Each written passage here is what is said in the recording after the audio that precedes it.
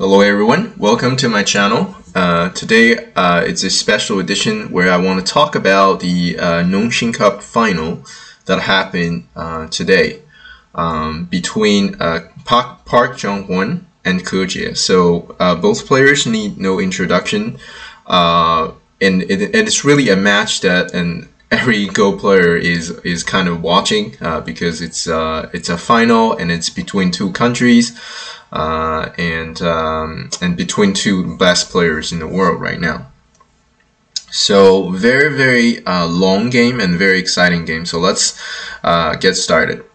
Park JungHwan is playing as black and KeJie is playing as white. And KeJie is very well known for his white stones.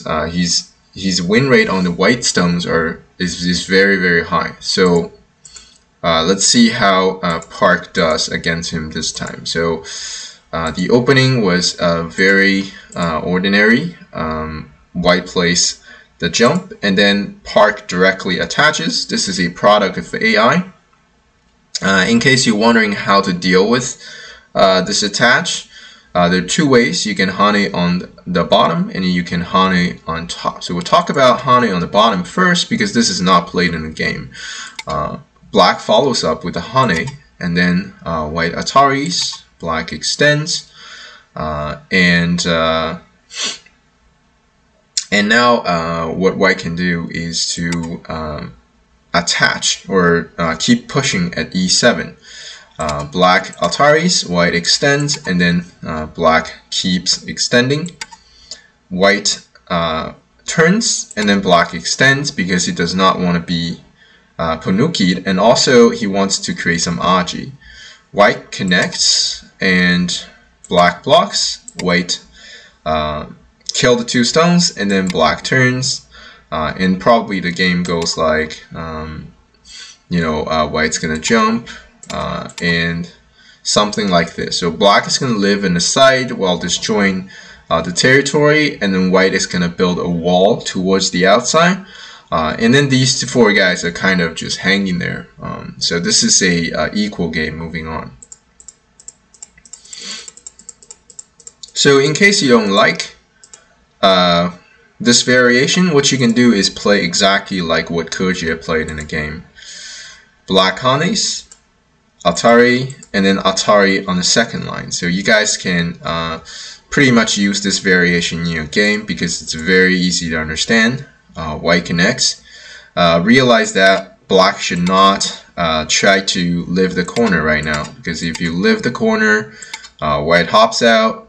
White's outside is way too strong, and then black needs another move here to basically deal with the weakness. So black lives the corner, but white gets a sente, and white has a very strong outside. So this is not a great variation for black.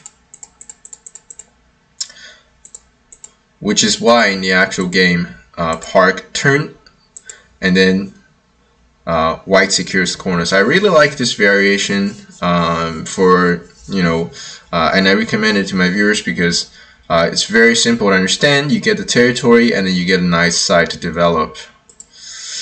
Park follows up with a very nice 3-space extension. Not only settles black, but also put pressure on the white. And then white follows up with the approach, not only approaches, but also expand the bottom side. So both players are very good at opening. As we can see, most of their stones are doing they're multitasking, right? So this move extends black, pressures white, and this move approaches black and also expands himself. So these moves are very efficient, optimal moves. Black pincers, and then white does not know what to do immediately in this area, so he goes ahead and Tanuki. And then they play out a Joseki. Here you might be wondering why white does not follow up with this. Well, the reason is that black is going to extend when white crawls. I think KeJie was worried that black might follow up with another move here. And this honey not really sure how much value this sequence is going to generate for white. So KeJie was worried about the efficiency of his stones. So in the actual game, he decided to play a follow-up in the corner. And this is just something that I have covered in my 3-3 Joseki lecture. It is perfectly fine to get yourself split into halves like this and follow up with extension move to prepare for an attack here. White Ataris and then shoulder hits. And then here they start the first fight in the game. So black extends, white Hane connects, and then black ladders the stone. So it looks like KeJie just got laddered, right? Like this cutting stone just get killed, and this is not very normal for a pro to play a cutting stone and then got that stone killed right after. Well, KeJie obviously reads deeper than that. He's got compensations with this ladder breaker. Park does not want to respond locally anymore because white is preparing to run this stone. So Park takes a very thick move that has a lot of influence towards the outside. And then KeJie obviously claims all the territory here. And here they played a couple of exchanges. Both players played perfectly here. And this is just some profits for black's thickness here. But white defend very nicely, and then next move Park decides to invade immediately. So here maybe a more I would say a better choice recommended by AI is probably just play a Tiger's Mouth, because we remember that white did not play the second line Hane, so we can actually just play the Tiger's Mouth. Here, white is pretty much forced to protect the corner, and then we can maybe just start playing here, and this would be an equal game moving on. White has something to develop, and black also has a huge moyo to work on. So it would be more peaceful and more. I guess it's a little bit better in terms of win rates. But what Park played in the game was fairly okay. It was just this invasion and then push here. In the actual game, KeJie decides to extend. Here, you can also think about just blocking. This is fine. It seems like black has this kind of move to actually connect all the territory. But actually, white can make a cut, and then he can just Tanuki here. And later on, there's a lot of Aji in the corner, right? Like white can play the 3-3 later on. This is going to cause a lot of problems inside black's territory. So this is also a variation that is very playable. In the actual game, KeJie extends, which leads to a fight.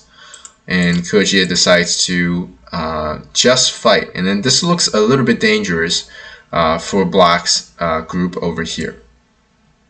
Black extends, and KeJie protects here, right? If you play anything else, there is a textbook way to ladder white here, right? So white needs to protect here, so he did that, and then Park kept crawling here. So here it might look like, you know, for most players it might look like, well, isn't that the time to kill black here?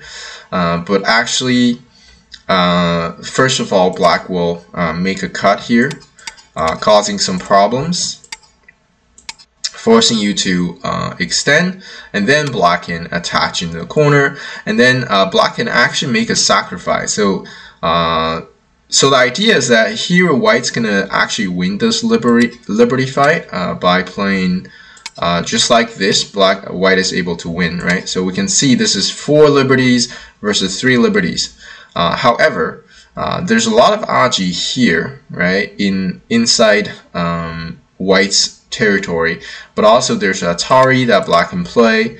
Black has this as a sente, and the black is able to enclose the corner, build a lot of territory here, right? Later on, black can make use of this hane and enclose everything on the side. So this sacrifice will be very successful. That is why in the game, KeJie, after thinking carefully, decides to go into the corner instead, right? This is a very well played sequence. So since white settles, black also needs to make himself alive. So they play out a couple moves, and here white center becomes so insecure that he needs to play moves to fix right away. And this stone is not really that important. So they played out a couple moves. And here after the tiger's mouth, white absolutely needs to play in the corner, right? If you play anywhere else, this hane connect is way too big. This is a sente, forcing white to make alive, and we can hane.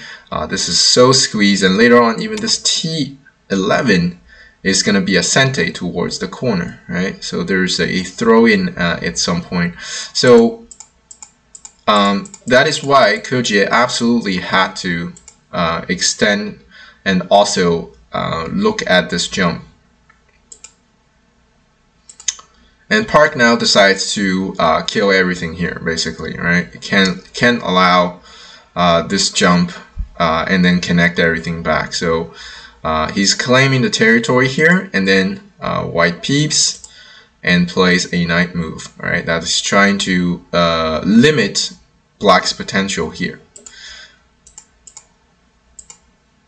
Then they played out a couple moves, and then Park decided to cut this group off. So there's some problems in terms of connection that white has, and then black decides to go ahead and cut white off. But KeJie is really not afraid of this because he's very good at life and death. Actually, he made a lot of life and death problems for professionals by himself. That just shows you how good he is at reading. White hanes, and then black plays this move. This is causing some life and death problems for white here. So white has to answer, otherwise there's going to be life and death problems. White pushes and then blocks here. Black cuts, white ataris, and black blocks the weakness here. White has to take in order to make himself alive, and then black now jumps. Because there's so much weaknesses that we can't initiate attack onto white right now because of the problems here. Well, in fact, this is immediately a threat. So black had to absolutely protect the shape. And then white make a tiger's mouth. This is not only disjoin the territory, but also creating some ice space. But in the meantime, this is causing some weaknesses here. So this is a sente. If black says, hey, I want to attack, there is a huge problem over here. So white is able to push through, and there's a lot of aji locally. So black connects, white plays a knight's move. So we can see already that that this group is very hard to attack, right? Because there's a lot of ice space. Black defends and exchange one move, and then black start to get rid of some of the ice space by playing these bamboo shaped moves, and then block here. So black really cannot do much about this group, right? It's too large to kill right now. There's some ice space. There's a lot of ways to connect towards the other group. So we'll quickly move forward. So what happened is that at this point, KeJie was so confident that he started to take even more territory when this group is still under attack.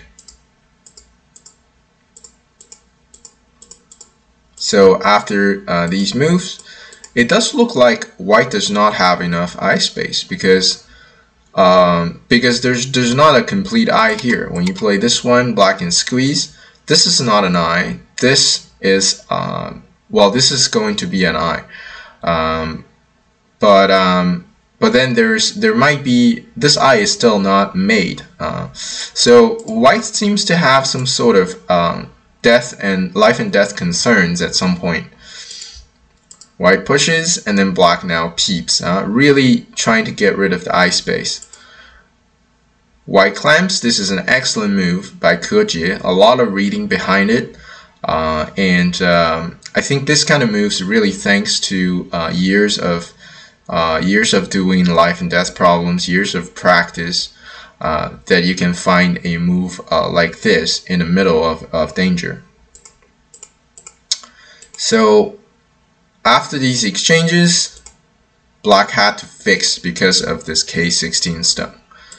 And then white hops into black's territory. This is very extreme. Like, KeJie is so confident that there's nothing going to happen to this dragon that he kept taking territory. But in fact, I think maybe a safer way to play is just to play a tiger's mouth. This ensures the safety of this dragon. But instead, KeJie was so confident that you know, he just thinks there's nothing that can happen to it. So black plays a couple of moves, and then white harness at Q19. Very, very aggressive in terms of grabbing territory for himself. Black now plays a Kosumi here. So this is a necessary move. Otherwise, there's gonna be some weaknesses for these two stones, right? Let's say for example, if you don't play anywhere else, if you just try to get rid of eye space, well, first of all, white's gonna play this one, forcing you to block the connection, and then white has this.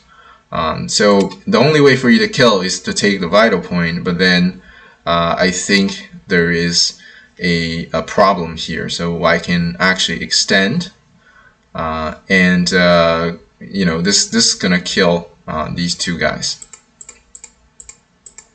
So since there's some weaknesses here, black needs to fix, and then the Kosumi was the correct move. White now tries to look for eye space, you know, on this side, because now you cannot connect back, because black is going to Kosumi, and this is completely cut off. There's absolutely no way you can connect. So you have one eye here, and then you have to get another eye here, which is not super obvious. So at this point, white says, I don't want to try to connect because I won't be able to connect anyway, so I'm going to look for an eye here. And then black pushes, and then white descends at S10. So this move is making use of some of the life and death problems that white has himself. There's some weaknesses in this area that ensures the safety of the dragon. Next move, black plays the Kosumi. So at this point, I think the game is still very chaotic. This is not sure who's going to win this game at this point. Both players have played super accurately, especially in the beginning. In the middle game, there's probably some inaccuracies, but no one was able to gain a significant lead. The game has been tight just all game. At this point, if you check with the software, it's going to probably tell you that white's win rate is very high. However, this is this could be inaccurate because some softwares are not especially keen when it comes to life and death problems. Here is a perfect example that shows you that. If you check with, I checked with Leela at this point, and it says white's win rate is very, very high, right? It's in the high 80s. However, I think here Park JungHwan has a very good chance to gain a lead in the game, or at least make the game super chaotic and give himself a lot of chances. So the next move, Park JungHwan should have tried this descent at S13, right? And this is kind of the highlight of the game. It's really a spot where Park JungHwan had an obvious chance, because before KeJie might have played some inaccurate moves, but it was not enough to allow any sort of win, any sort of obvious chances for Park. But I think here, descending at S13 could have been a spot where there's max opportunity to defeat KeJie. If black descend at S13, this is a sente towards the corner. If white does not play anything, there is a life and death problem, right? This is gonna be a ko in the corner. So let's say white just goes ahead and I don't know, start making himself alive in some sort of way. Let's say descend here. Well, actually, white has to be kind of careful.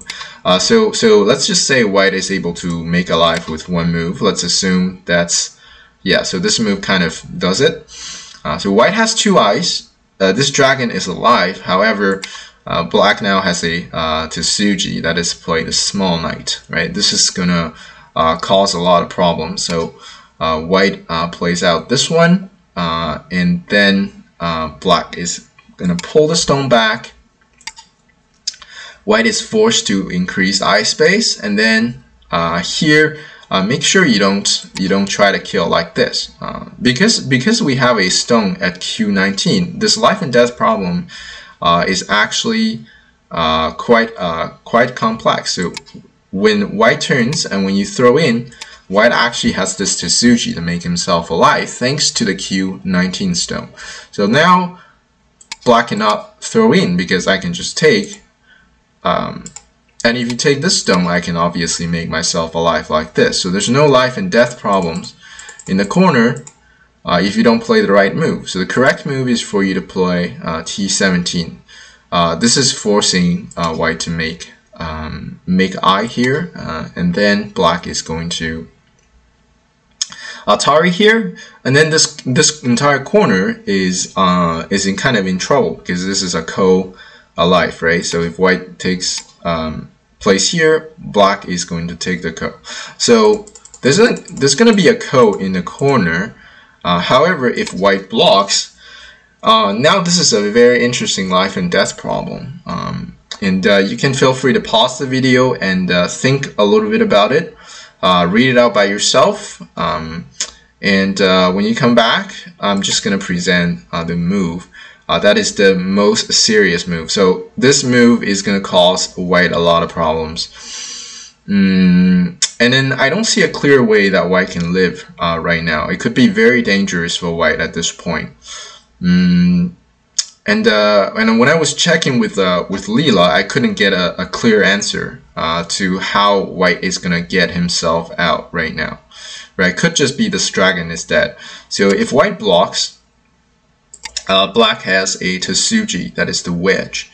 And obviously if you play this one, I can connect, there's no eye.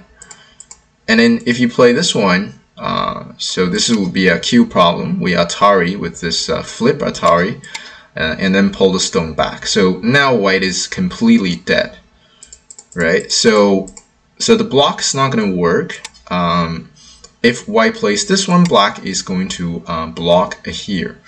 So this might be the most complicated variation, where white is trying to look for black's life and death problems. But this is still very difficult. If white plays this one, black can crow in here. This is a sente. So if white connects, black can also make the eye here. And then black would be completely alive right now, right? So, and white is essentially dead. So if white plays this one, black also has a Tsuji, that is to play the Kosumi. This is also gonna cause problems. So if you play anything, I have ways to get rid of the eye. So it doesn't matter what white plays here, is still there's only one eye. You cannot really make the second eye very easily. So I think that's the best way for Park to play, and then this would give Park a lot of chances when it comes to. I'm not saying Park is definitely going to win from here. Maybe KeJie has some Tsuji or something that I haven't seen that AI did not detect either.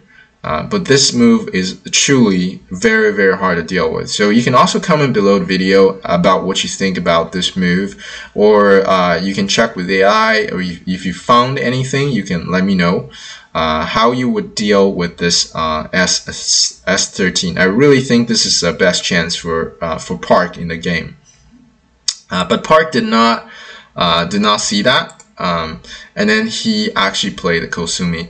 The problem with this move, it's not a sente towards the corner, which allows KeJie to safely, with this move, KeJie safely made himself alive.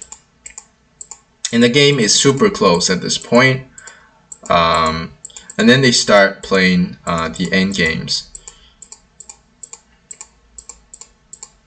So I'll move very far, very fast forward. So basically, the entire game has been about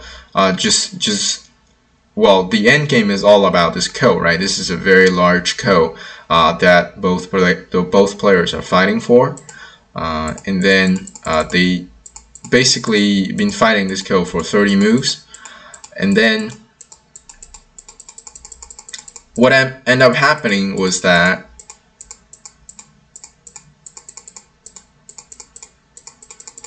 there's many ko threats. At this point, when Park goes for this threat, that KeJie decides to get rid of the ko, right? So this is the end of the ko, and then Park has a Tsuji, obviously, with this move. White cannot block because we have an Atari here. It's very easy to see. If you connect, I can just kill everything in the corner. So KeJie had to play the Kosumi. Park connects. This is a sente. White has to block here. And then they started to play the end game, taking all these remaining stones off the board. So the end game was played very accurately. And then it's at this point that maybe you already know the result, but at this point that KeJie is winning by 0.5 point. And then this is this is really the smallest gap that you can have, right? Like 0.5. I think overall this game, both players have played super well. Really, I cannot see a very obvious mistakes. And it really shows how strong both players are, and how close their levels are, right? 0.5 game. Overall, I think this is definitely a super good match for the final, and I hope you guys enjoyed the match as well as the video. For now, thank you very much for watching, and I'll talk to you guys next time.